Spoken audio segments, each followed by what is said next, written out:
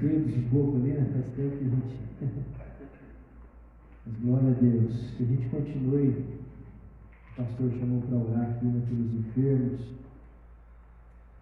O Senhor testificou no nosso coração mesmo isso, né? Ele está ministrando cura nessa manhã, né? Amém? Então que nós possamos deixar que o Senhor continue manifestando sobre nós sua graça, seu poder. Aleluia. Amém? Enquanto meditamos aqui na palavra do Senhor, Deus continue a ministrar sobre nós cura, restauração, libertação. Amém, amados? Amém. Vamos abrir nossas Bíblias lá na carta de Paulo aos Efésios, capítulo de número 2. Então, nós estamos aqui com o tema da cruz de Cristo, né? E estava lendo essa semana a cruz de Cristo, a cruz, né, como símbolo do cristianismo. Na verdade, ela demorou um pouquinho, né, para que os cristãos tomassem em definitivo, né, a cruz como símbolo do cristianismo, porque no início da igreja a perseguição foi muito difícil, né? Foi muito cruel, como acontece hoje também, né, em muitos países, mas eles acabaram, né, que por tentar de todas as formas, né, se desvencilhar um pouco para que não eles fizessem menção assim descaradamente, né, de que eram cristãos. Então eles procuravam se resguardar um pouco, né, não tomando a cruz como um símbolo, porque isso deixaria nítido, né, que eram cristãos e podiam perder a vida. Então demorou um pouquinho, mas depois do segundo século a cruz já foi firmada como o símbolo maior, né, do cristianismo. Eu queria até dar um conselho, né, de leitura aí,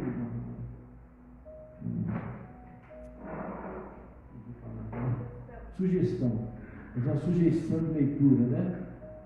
A Cruz de Cristo, de John Stott. Não sei se o pastor já leu, mas é um livro assim maravilhoso, né?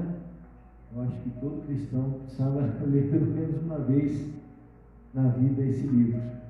Então marca aí, você vai conseguir achar em PDF mesmo, né? Na internet aí, um livro de uns 300 e poucas páginas, mas que assim se aprofunda, né, falando a respeito principalmente do sacrifício de Cristo, o sacrifício substitutivo de Cristo, né, de Ele ter se entregado no nosso lugar, né, não só um sacrifício representativo, né, como alguns acham, mas não, é o sacrifício substitutivo, né. Era para que eu e você estivéssemos ali na cruz, mas Jesus tomou o nosso lugar. E ele fala de muitos assuntos, né? John Stott é um escritor assim, muito abençoador. Eu creio que vai trazer muita edificação, né, para todos quando se dispuserem a ler.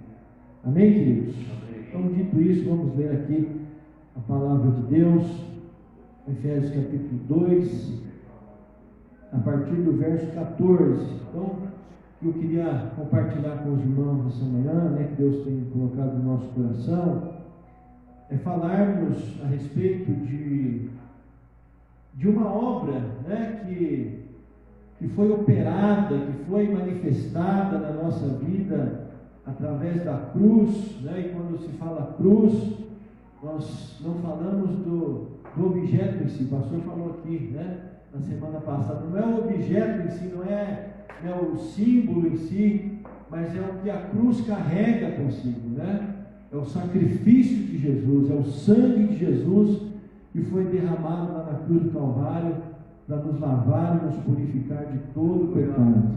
Amém? Então é nisso que nós temos que pensar quando nós falamos da cruz de Cristo. E a palavra de Deus diz assim, verso 14 ao verso de número 22: pois Ele, né, Jesus aqui no caso, Ele é a nossa paz, o qual de ambos fez um, e destruiu a barreira, o muro de inimizade, anulando em seu corpo a lei dos mandamentos expressa em ordenanças. O objetivo dele era criar em si mesmo dos dois um novo homem, fazendo a paz, e reconciliar com Deus os dois em um corpo, por meio da cruz, pela qual ele destruiu a inimizade. Ele veio e anunciou paz a vocês que estavam longe e paz aos que estavam perto. Pois por meio dele, tanto nós como vocês temos acesso ao Pai por um só Espírito. Portanto, vocês já não são estrangeiros nem forasteiros, mas concidadãos dos santos e membros da família de Deus, edificados sobre o fundamento dos apóstolos e dos profetas, tendo Jesus Cristo como pedra angular, no qual todo edifício é ajustado e cresce para tornar-se um santuário santo no Senhor. Nele, vocês também estão sendo edificados juntos para se tornarem morada de Deus por seu Espírito. Aleluia. Amém? Então, diante desse texto, qual é a grande maravilha aqui, a grande obra que o Senhor, através da cruz, operou nas nossas vidas? Diz aqui, mais particularmente, o verso 16, que por meio da cruz, ele destruiu o que, irmãos? O que está escrito aí? Ele destruiu a inimizade. Por quê? Porque nós éramos inimigos de Deus. Se nós olharmos um pouquinho para frente aí a nossa Bíblia, na carta de Paulo aos Colossenses, nós vamos ver isso aqui também de uma forma muito clara. Vamos ler aqui o texto de Colossenses, capítulo 1, verso 20. Então, do verso 20 ao 23, ele fala assim: e por meio dele, Jesus aqui novamente, e por meio dele, reconciliasse consigo todas as coisas, tanto as que estão na terra, quanto as que estão nos céus, estabelecendo a paz pelo seu sangue derramado na cruz. Antes vocês estavam separados de Deus, e na mente de vocês eram inimigos, por causa do mau procedimento de vocês. Mas agora Ele os reconciliou pelo corpo físico de Jesus. Mais uma vez aqui o sacrifício, lá da cruz, mediante a morte, para apresentá-los diante dele santos, inculpáveis e livres de qualquer acusação, desde que continuem alicerçados e firmes na fé, sem se afastarem da esperança do Evangelho que vocês ouviram e que tem sido proclamado a todos, a todos que estão debaixo do céu. Esse é o Evangelho do qual eu, Paulo, me tornei ministro. Também na carta aos Colossenses, aí no capítulo 2, no verso 13 e 14, ele diz assim: quando vocês estavam mortos em pecados e na incircuncisão da sua carne, Deus os vivificou com Cristo. Ele nos perdoou todas as transgressões e cancelou a escrita de dívida, que consistia em ordenanças e que nos era prejudicial. Ele a removeu, pregando-a na cruz. Aleluia. Então a cruz de Cristo, lá na cruz do Calvário, lá na cruz nós fomos reconciliados com Deus. Nós éramos inimigos de Deus, nós tínhamos uma dívida com Deus, o texto aqui de Colossenses 2 que nós lemos fala isso. Havia uma cédula, uma cédula. Essa cédula antigamente era uma autoproclamação de dívida, que tinha naquela época. O camarada, quando estava endividado, ele se autoproclamava e fazia-se então essa cédula. E Jesus pega essa cédula então e crava ela lá na cruz do Calvário. Ele mesmo traz a solução para a nossa dívida para com Deus Pai. Ele paga o preço no nosso lugar. Ele remove né, toda a barreira que existia então entre nós e Deus. E ele fala aí, no verso 15 de Efésios 2 que nós lemos, e lá também no capítulo 2, no verso 14 que nós lemos, ele fala que ele anulou no seu corpo a lei dos mandamentos expressos em ordenanças, ou seja, porque nós estávamos em dívida com Deus, porque nós não éramos capazes de cumprir a lei de Deus, nenhum de nós. Então essa era a grande dívida. A lei é santa, é justa, é boa, como Paulo fala nas suas cartas, mas nós não tínhamos condições de cumprir as ordenanças da lei, nós não tínhamos essa capacidade.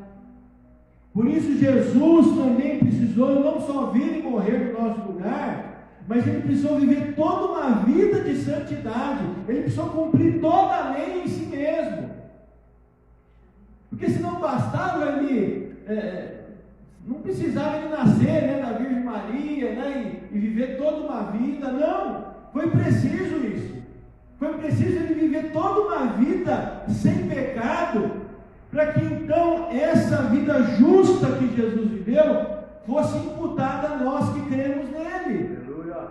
Então quando nós colocamos a fé em Jesus, nós somos o que? Justificados pela justiça dele. Por isso que fala aqui no verso 17, né, que nós lemos, ele veio e anunciou paz a vocês, né? O verso 14 fala que ele é a nossa paz. Romanos 5:1 diz: justificados, pois, por meio da fé, tendes paz com Deus. O que é estar em paz com Deus agora? É estar de bem com Deus. É isso o sentido, né? Nós estamos de bem com Deus agora, né? Nós não somos mais inimigos, porque Jesus, ele é a nossa paz, porque Jesus, ele viveu essa vida, né? Ele praticou toda a justiça, ele cumpriu toda a lei, e quando nós cremos na pessoa de Jesus, essa justiça dele é imputada a mim e a você. Amém? Então por isso, né, a única justificativa, vamos pensar assim, né? Se um dia nós nos apresentarmos diante de Deus, né, e o Senhor perguntasse para nós, por que você acha que eu devo deixar você entrar aqui no céu, né? Uma ilustração bem tosca assim, mas, né, pensando assim, a única resposta plausível que a gente pode dar para Deus é: porque eu criei no seu Filho Jesus. Aleluia.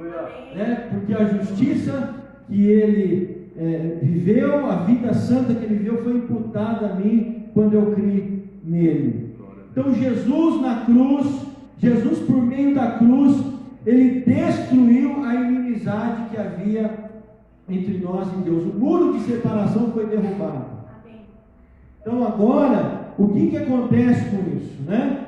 Jesus destruindo essa barreira através do seu sacrifício lá na cruz, isso traz alguns resultados sobre a nossa vida. Olha o que ele vai falar no verso de número 18. Pois por meio dele, tanto nós como vocês temos acesso ao Pai por um só Espírito.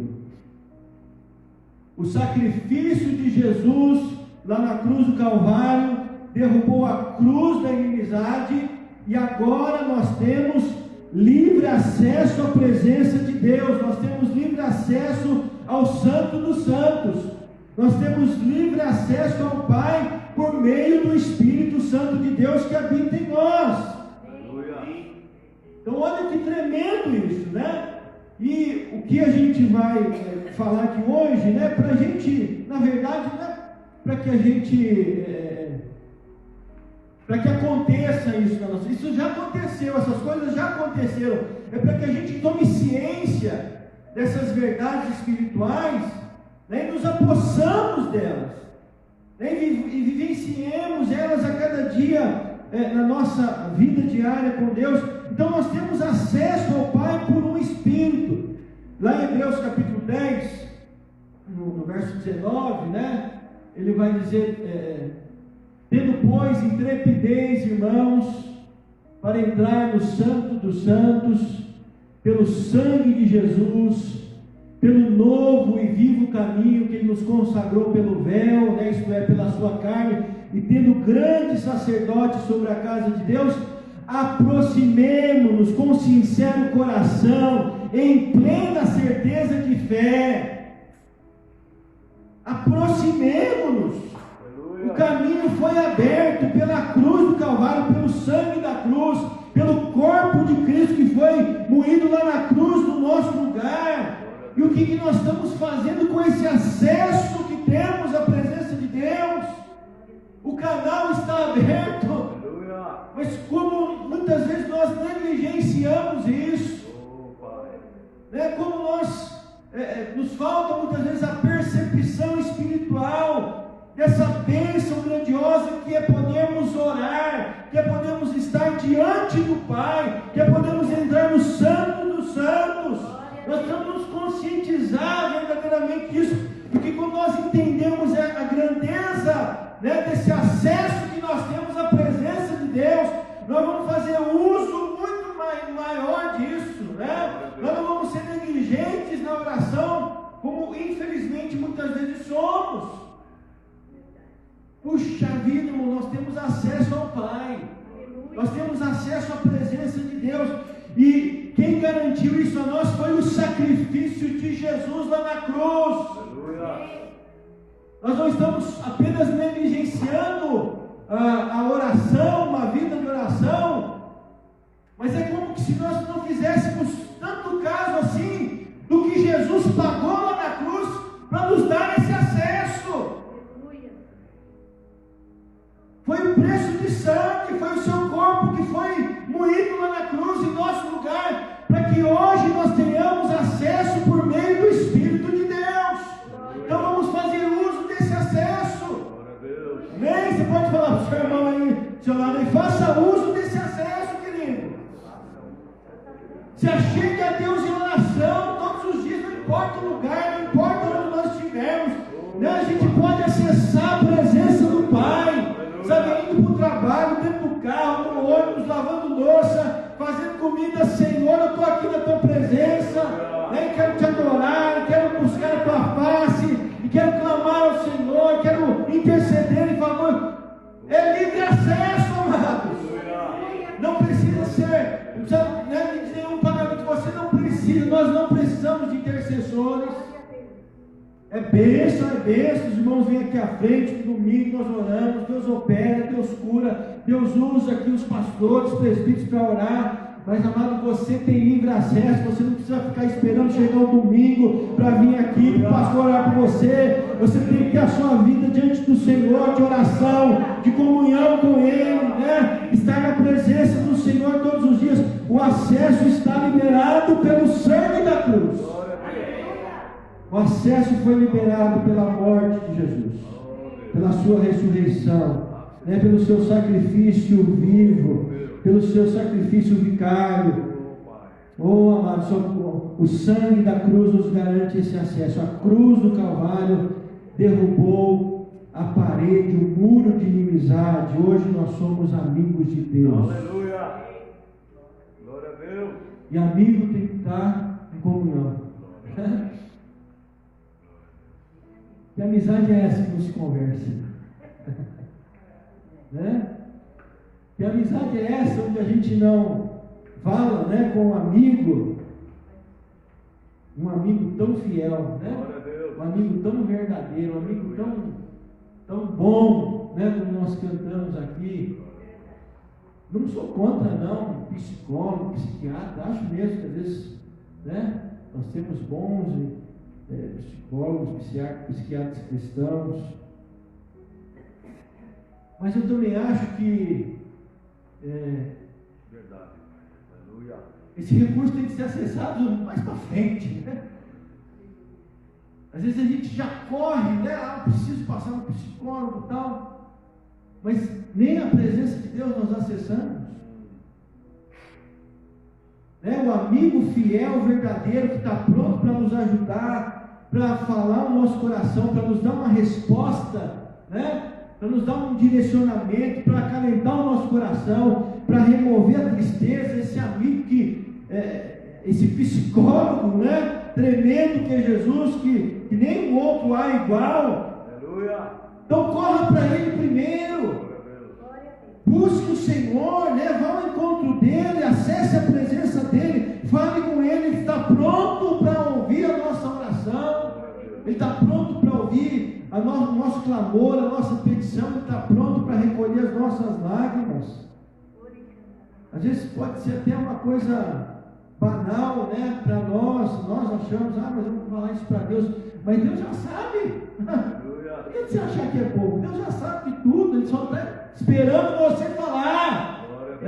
Só está esperando nós nos derramarmos na presença dEle, para que Ele então possa agir na nossa vida. Então vamos tomar esse acesso que nos foi dado, né? Pela obra da cruz do Calvário. Nós temos esse acesso à presença de Deus. Amém?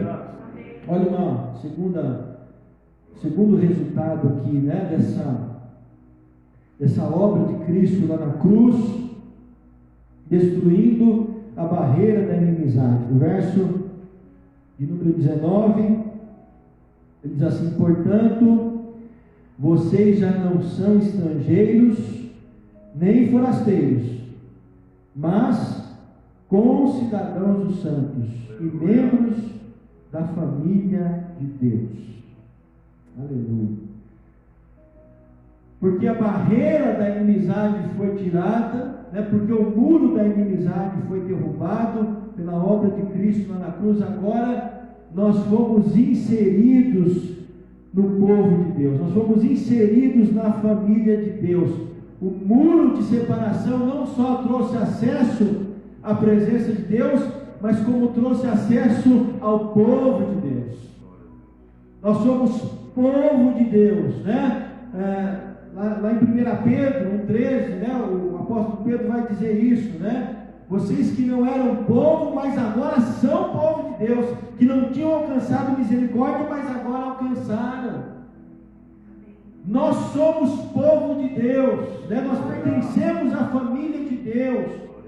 Um pouquinho antes, Paulo dá uma destrinchada nisso aqui, né? Ele fala um pouquinho mais com clareza a respeito dessa realidade nossa agora em Cristo. Olha Efésios 2 mesmo, do versículo 11 ao versículo 13.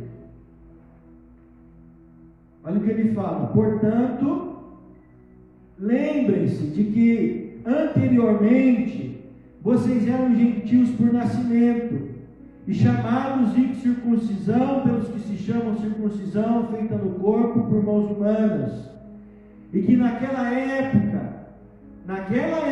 vocês estavam sem Cristo, separados da comunidade de Israel, sendo estrangeiros quanto às alianças da promessa, sem esperança e sem Deus no mundo. Verso 13: mas agora, em Cristo Jesus, vocês que antes estavam longe, foram aproximados mediante o sangue de Cristo. Vocês foram aproximados pelo sangue, pelo sacrifício, né, pela obra de Cristo lá na cruz. Nós agora não andamos mais sem Cristo. Cristo é Senhor da nossa vida. Cristo está conosco, e Ele prometeu e disse: eis que estou convosco todos os dias até a consumação dos séculos. Nós não estamos mais separados da comunidade de Israel, né? Nós somos povo de Deus, como nós dissemos aqui. Nós fazemos parte do povo de Deus. Vós, porém, sois raça eleita, sacerdócio real, povo de propriedade exclusiva de Deus, a fim de anunciar as virtudes daquele que vos chamou das trevas para a sua maravilhosa luz. Nós pertencemos ao povo de Deus. Nós não somos mais estrangeiros quanto às alianças da promessa. Pelo contrário, o apóstolo Pedro também fala lá na sua segunda carta, no capítulo 1, que nos foram doadas as suas grandiosas e preciosas promessas, para que delas nós participemos da natureza divina. Oh, louvado seja Deus, irmãos, porque nós pertencemos agora a esse Deus de promessas e fomos inseridos nessas promessas. Nós não vivemos uma vida mais sem esperança, pelo contrário, na esperança nós fomos salvos, diz na Romanos 8:24. Na esperança fomos salvos. Se nós esperamos o que não vemos, com paciência o aguardamos. Aleluia. Nós somos o povo da esperança. Glória a Deus. É quando todo mundo perdeu a esperança nessa pandemia, os cristãos estavam falando, há esperança em Deus. Aleluia. Há esperança em Cristo. Glória. Ele é a nossa esperança. Nós temos a esperança maior da promessa da vida eterna. Então nós somos um povo que jamais perde a esperança e não estamos sem Deus no mundo mais. Nós estamos com Deus nesse mundo, como o pastor falou aqui. O anjo do Senhor acampa-se ao nosso redor, nos guarda, nos livra. Andar sem Deus nesse mundo é coisa triste, né? O pessoal tem até um ditadozinho aí, né? Que fala, se com Deus está difícil, imagina sem Deus. Imagina sem Deus, né? Nós passamos lutas, provas, dificuldades, né? Tribulações, às vezes somos meio incrédulos, né? A gente não consegue ver Deus, a gente acha que Deus está longe, a gente acha que Deus não está cuidando, a gente acha que Deus não está ouvindo. Mas não é porque a gente acha que essa é a verdade. A verdade é que nós estamos com Deus, Ele tem cuidado de nós. Aleluia. Né? Ele tem cuidado de nós, Ele está ao nosso lado todos os dias, Ele nos guarda por trás e por diante, e sobre nós coloca a sua mão. Né? Ainda que a gente faça a nossa cama lá no abismo, diz o salmista, ainda lá o Senhor vai estar conosco. Ainda lá o Senhor vai nos acompanhar, o Espírito de Deus vai estar sobre a nossa vida. Então essa é a nossa realidade, e essa realidade só foi concretizada em nós, porque Jesus na cruz do Calvário destruiu a barreira da inimizade. Aleluia. Com o seu sangue derramado, com o seu sacrifício lá na cruz, nós que não éramos povo de Deus, não pertencíamos à família de Deus. A partir do momento que nós colocamos a nossa fé em Jesus, nós entramos nesse pacote, né? Nós entramos nessa realidade, nós pertencemos à família. Eu vou deixar os textos aqui, né, para que depois os irmãos que quiserem pegar lá no projeto Ruminar, né, dessas realidades aqui que nós falamos. Então, Mateus 28, 20, né, fala de Cristo conosco. 1 Pedro 2, 9 e 10, que fala que nós somos agora nação santa, né, sacerdócio real. 2 Pedro 1, 4, que fala a respeito das promessas de Deus que nos foram doadas. Romanos 8, 24 e 25, que fala da esperança, né? E Hebreus capítulo 13, verso 5, que fala da presença de Deus conosco, né? O Senhor dizendo que nunca jamais nos deixará, nunca jamais nos abandonará.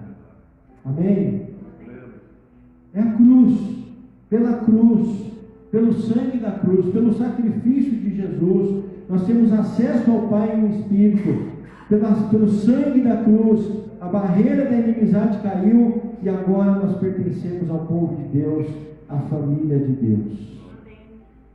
E em terceiro lugar, ele fala aqui no verso 20: edificados sobre o fundamento dos apóstolos e dos profetas, tendo Jesus Cristo como pedra angular, no qual todo edifício é ajustado e cresce para tornar-se um santuário santo no Senhor. Nele vocês também estão sendo edificados juntos para se tornarem morada de Deus por seu Espírito. A terceira realidade que o Senhor trouxe a nós mediante a cruz do Calvário, né, mediante o seu sacrifício lá na cruz, é que agora nós estamos sendo trabalhados por Deus, nós estamos sendo edificados por Deus. Agora a nossa vida mudou de direção, né? Mudamos de propósito. Paulo fala em Gálatas 6,14 que pela cruz, né, ele fala: longe de mim me gloriar a não ser na cruz de Cristo, pela qual eu morri para o mundo e o mundo morreu para mim. Aleluia. Então pela cruz agora o nosso propósito, o nosso alvo, a nossa direção é outra. Não é mais satisfazermos a nós mesmos, não é mais vivermos para nós mesmos, não é mais buscarmos uma vida em torno de nós mesmos, mas vivermos uma vida onde nós nos tornamos um santuário santo para o Senhor, onde nós nos tornamos um edifício, uma morada de Deus no seu Espírito, e Ele está edificando essa casa, Ele está edificando essa morada, Ele vai colocando lá tijolo por tijolo, e às vezes o tijolo quebra, Ele precisa mudar, e precisa fazer de novo, e o Senhor está edificando as nossas vidas, e é na medida que nós nos entregamos ao Senhor, é na medida que nós nos colocamos no seu altar, é na medida que nós buscamos a Ele, que Ele vai realizando esse trabalho na nossa vida. Ele vai trabalhando, Ele vai transformando, Ele vai restaurando, Ele vai edificando. Então é isso que o Senhor quer fazer em nós. Jesus morreu lá na cruz, verteu o seu sangue, pagou o preço lá, para que nós hoje sejamos dele, não mais de nós mesmos. Paulo fala isso na carta aos Coríntios. Porque fostes comprados por preço, agora pois glorificar a Deus no vosso corpo. Vocês não são de vós mesmos. A nossa vida não nos pertence, amado. Nós não fomos chamados para fazermos o que nós queremos fazer, do jeito que nós queremos viver. Nós não fomos comprados pelo sangue da cruz por tão grande preço, por tão grande sacrifício, para que hoje a gente toque a vida do nosso jeito, segundo a dureza do nosso coração. Nós fomos comprados por esse grande preço lá na cruz, para que o Senhor faça em nós a sua vontade, para que o Senhor nos edifique, para que nós sejamos edificados a cada dia. E amado, a gente fala assim, puxa vida, mas então eu não posso fazer mais do que eu quero. Você pode. Mas nós nunca vamos estar com a vida aprazível, satisfatória, se nós estivermos fora da vontade de Deus, né? Nunca. A vontade de Deus é boa, é perfeita e agradável. É a vontade de Deus, e quando nela nós vivemos, e quando a Ele nos entregamos dia após dia para sermos edificados, essa vontade que é boa, perfeita e agradável vai sendo manifestada na nossa vida, e nós vamos vivendo os planos e propósitos de Deus, e Deus vai sendo glorificado na nossa vida, né? E nosso coração, a nossa alma é preenchida pela vontade soberana do Senhor, por essa vontade gloriosa de Deus. Então é isso que o Senhor quer fazer em nós. Foi para isso que Ele morreu lá na cruz, foi para isso, para que a gente se derrame, né? Para que a gente se apresente, para que a gente se coloque no seu altar, nas suas mãos, e diga: Senhor, faz em mim, faz em mim a tua vontade, que venha, Senhor, o teu reino, que venha o teu reino na minha vida, né? Porque a gente fala que venha o teu reino na terra, amém, mas na minha vida, que venha o teu reino, que o Senhor cumpra os teus propósitos. E quando nós oramos assim, Deus nos mostra quanta coisa a nossa, né? Quanta coisa de nós mesmos que precisam ser colocadas de lado, quanto do nosso eu que precisa ser removido. E aí Deus trabalha, e aí Deus começa a trabalhar, começa a edificar. E muitas vezes esse processo de edificação não é fácil, né? Tem algumas dificuldades, né? Algumas... E não é porque a gente está em pecado, não, mas porque é o trabalhar de Deus mesmo. Lembrei agora, eu nunca vou esquecer, né? De uma frase que eu falei, não sei se eu já contei aqui com os irmãos. Eu tinha um ninho na época, um ninho azul, né? Meu pai ajudou a comprar. Mas estava uma dificuldade na igreja, uma dificuldade financeira, trabalhando fora. Olha, mas estava difícil, né? Uma situação assim difícil. E eu lembro que eu fui levar minhas filhas na escola, voltei no carro chorando e orando, e falei, meu Deus. E aí de repente eu falei, essa situação não pode ficar pior. A situação não pode ficar pior do que isso, que não tem jeito. Quando eu falei isso, eu virei a rua, eu quase matei o motociclista. O cara passando no corredor, eu entrei com tudo, peguei ele. O cara deu uma cambalhota no chão, eu falei, matei. Aí na hora, né? Na hora que aconteceu isso, Deus falou, não fala bobeira. Não fala besteira porque eu estou no controle. Você não sabe de nada.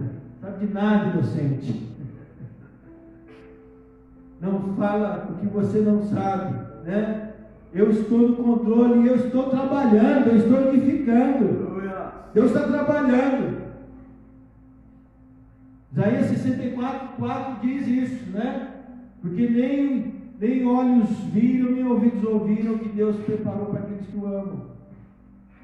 Deus trabalha para aquele que nele espera, né?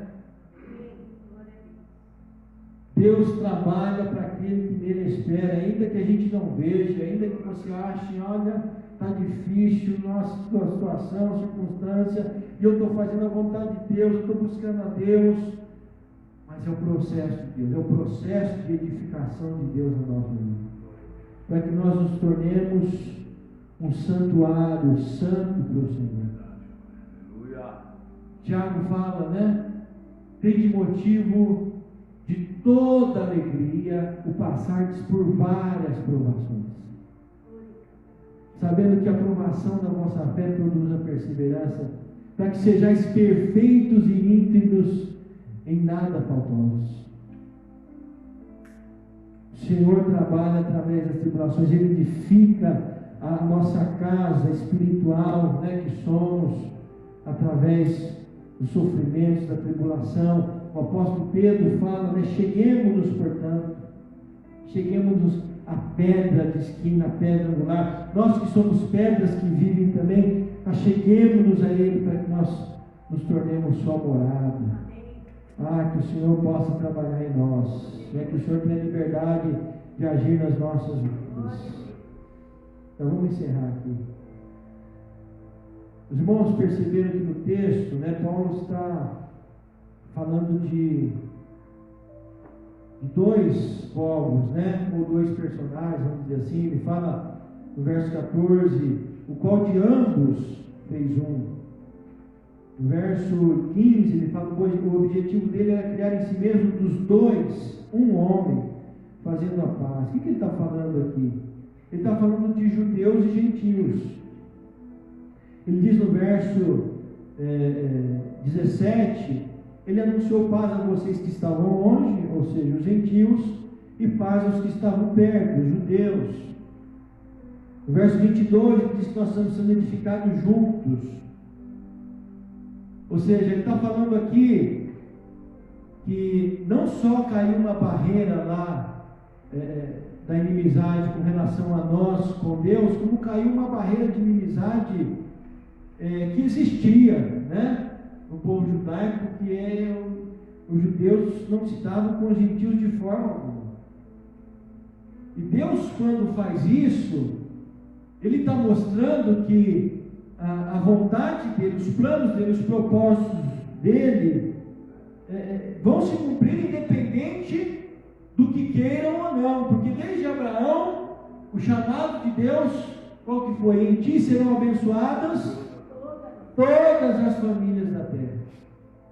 Todas as famílias da terra. Então, para com Deus não há acepção de pessoas, só que o judeu não entendia isso, né? Deus precisou impregnar no coração do judeu, quando chama lá o seu povo, que eles eram um povo escolhido, mas isso tomou uma dimensão tão grande na vida deles, que eles achavam que eles eram únicos, exclusivistas. E até eles tiveram dificuldade na igreja, no início da igreja, houve uma dificuldade de aceitação, quando os gentios começam a chegar no capítulo 11 de Atos. Olha lá, no capítulo 11, já se passaram alguns anos ali de igreja.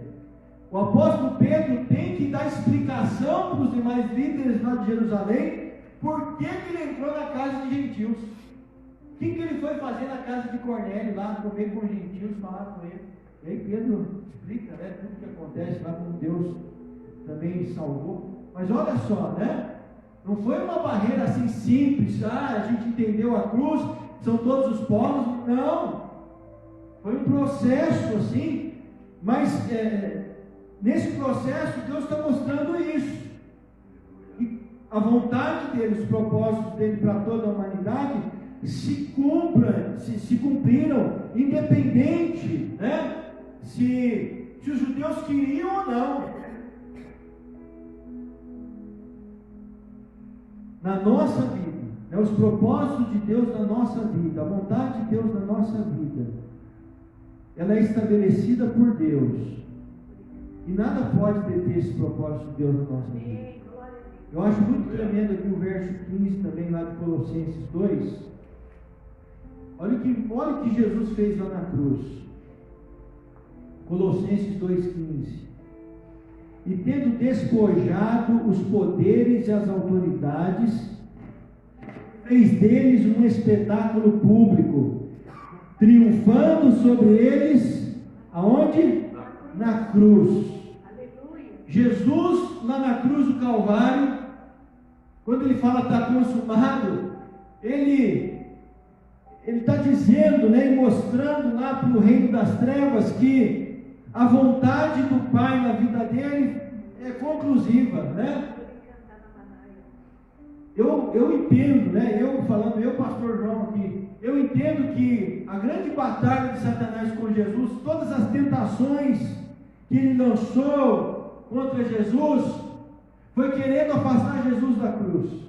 Já ouvi alguns dizendo que o diabo se alegrou quando Jesus morreu na cruz, mas eu acho que não. Eu acho que ele sabia que lá era o final dele. Que Jesus justamente não podia ir para a cruz, porque na cruz Satanás seria derrotado de uma vez por todas. E ele tenta afastar Jesus desse caminho, porque para isso mesmo Jesus veio. Né? Quando Pedro fala lá, o Senhor jamais vai acontecer isso com o Senhor não vai para a cruz de jeito nenhum. Jesus diz: arreda Satanás. Que você fala das coisas dos homens, porque para esse propósito mesmo que eu vim. Para subir naquela cruz, para pagar o preço, para verter o meu sangue, para ser moído no lugar da humanidade. E aqui Jesus, então, na cruz, ele despoja os poderes, as autoridades, ele faz um espetáculo público. Fala aqui, é que a gente, né, quem estava lá não conseguiu ver, mas eu estava lendo sobre isso aqui, e o camarada que fez o comentário disso aqui, ele fala que a cena que Paulo usa nessas palavras aqui lá no original grego, a cena que é mostrada é dos generais romanos, que quando voltavam da guerra, eles traziam os inimigos, e os inimigos vinham andando, né, atrás dos vencedores, e aí eles eram expostos na cidade para uma vergonha pública, para todo mundo ver: olha, esses daqui são os derrotados. Foi isso que Jesus fez com o diabo e seus anjos. Se a gente conseguisse ver, ter uma visão espiritual do que aconteceu naquela hora lá na cruz, Jesus lá na cruz, por isso houve trevas, diz lá no momento da crucificação, houve trevas, porque Satanás estava sendo exposto. Jesus triunfou deles e os expôs publicamente. Jesus então põe lá diante, das autoridades e principados e potestades: olha, está derrotado, está derrotado, está consumado, porque todo o propósito de Deus se cumpriu. Todo o propósito de Deus na nossa vida vai se cumprir, se nós não dermos brecha para o diabo, porque ele só pode nos tocar se nós dermos legalidade a ele, porque senão o pastor já disse aqui, o maligno não pode nos tocar. O maligno não nos toca. João, capítulo 5, diz isso. Porque todo que é nascido de Deus, o maligno não lhe toca. O diabo não pode tocar na nossa vida. É aquilo que Jó disse, né? Eu agora sei, Senhor, os meus olhos te veem, e eu sei que nenhum dos teus planos pode ser frustrado. Nenhum dos planos de Deus pode ser frustrado na minha e na sua vida, porque maior é o que está em nós do que o que está no mundo. Maior é Jesus, maior é o sacrifício, maior é o poder do sangue de Jesus. É o sangue de Cristo, é o sacrifício de Jesus, é a cruz do Calvário que nos garante isso. Oh, amados, precisamos estar debaixo da cruz. Nós precisamos estar debaixo desse sacrifício. Nós precisamos crer no sacrifício de Jesus. Nós precisamos fazer desse sacrifício a nossa vida. Essa é a cruz de Jesus. Essa é a cruz maravilhosa, né? Essa é a cruz que ele subiu ali no nosso lugar, em nosso favor. Na carta aos Hebreus diz que ele, em troca da alegria que lhe estava proposta, ele suportou a vergonha. Porque ir para a cruz era vergonha. Ir para a cruz era sinônimo de maldição. O pastor falou disso aqui semana passada. Eu creio que Jesus, isso é um pensamento meu também, né? Eu creio que Jesus, quando ele ora no dia de cima, ele diz: Pai, se for possível, passe por mim esse cálice. Não era só o sofrimento físico, né? Porque o sofrimento físico, Jesus falasse isso, alguns mártires, a gente pega o próprio Estevão, né? Estevão, quando estava sendo apedrejado lá, ele se coloca de joelho, ora e diz: Pai, perdoa-lhes porque não sabem o que faz. Então não era só o sacrifício, mas era Jesus se fazer maldito no nosso lugar. Jesus era tão santo, né? Ele cumpriu toda a justiça de Deus, e ele abominava tanto pecado, mas ali ele teve que se fazer pecado por nós. E ali ele suporta a ira de Deus, né? A ira, Deus derrama da sua ira sobre o próprio Filho. Jesus diz, né? Eloí, Eloí, lama sabachthani, Deus meu, por que me desamparaste? Porque ele precisava pagar o preço no nosso lugar, naquele momento receber toda a ira do Pai sobre ele, por causa dos nossos pecados. Mas através desse sacrifício, louvado seja o nome do Senhor, a barreira, o muro da inimizade foi desfeito, e hoje nós temos acesso. Vamos ficar em pé nessa manhã, em nome